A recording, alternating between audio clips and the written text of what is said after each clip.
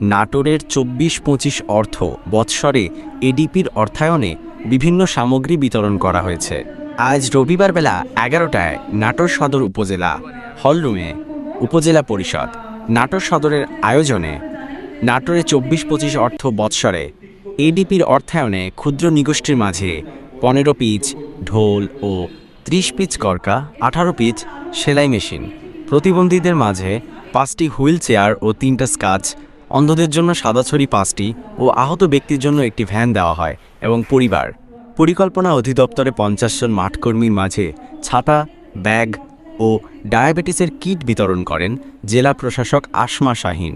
এ সময় উপস্থিত ছিলেন সদর উপজেলা নির্বাহী কর্মকর্তা আক্তার জাহান সাথী, সহকারী কমিশনার ভূমি ফরহাদ আহমেদ সহ সরকারি কর্মকর্তা ও বিভিন্ন শ্রেণী পেশার ব্যক্তিবর্গ।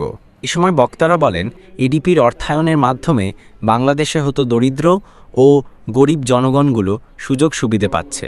এতে করে সমাজের ক্ষুদ্র নৃগোষ্ঠী ও প্রতিবন্ধী অন্ধদের মাঝে এই সামগ্রীগুলো বিতরণের মাধ্যমে সমাজের অসহায় মানুষগুলো উপকার পাচ্ছে।